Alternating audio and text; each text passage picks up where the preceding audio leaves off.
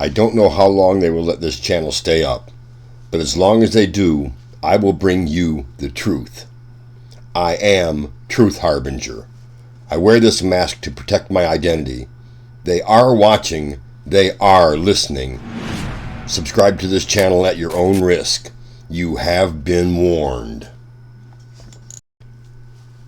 Today's conversation topic: is the Chinese government waging biological warfare on the world? Ponder that question, and you may have an answer at the end of this video. Leave your comment below. Tell me where you stand on this issue. Let me know what you think. Like me, I'm sure you've seen all the COVID-19 conspiracy theory videos flooding YouTube and other social medias. In one camp, you have the theorists who believe that the virus was engineered, somehow man-made, genetically altered, and escaped a laboratory.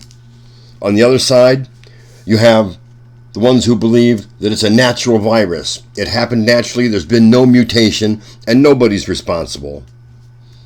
I've been contacted by a third group. They put forth a theory to me. I've done my own research, and let me lay out some facts for you, and tell me where you weigh in on this. First, we must ask the question, how easy is it for a virus to cross the species barrier? In other words, how hard is it for a virus that normally infects animals to infect humans? Well, I'm going to quote an article by the Nieman Foundation for Journalism at Harvard.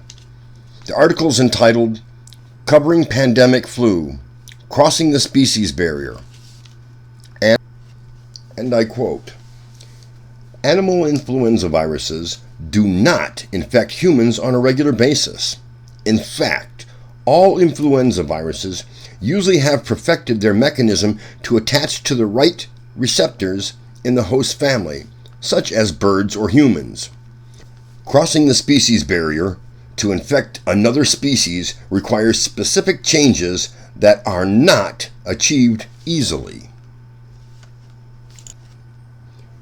Here are some facts. You make your own decision. 1997, the world becomes aware of the H5N1 virus, which is also known as the bird flu, first reported in the Guangdong province, China.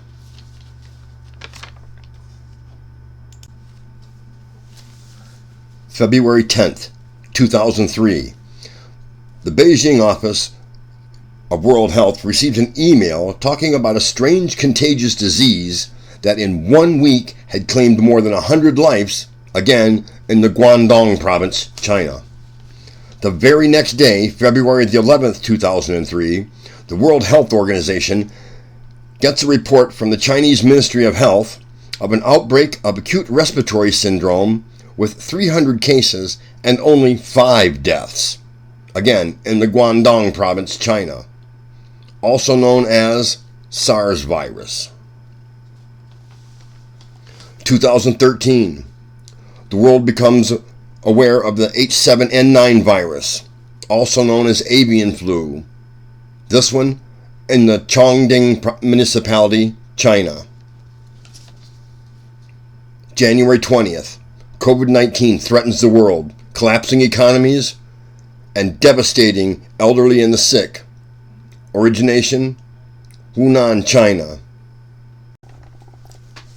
COVID-19. This is the world we live in. What does the future hold? Biological warfare, death and destruction. What kind of world will we leave our children? The choice is ours.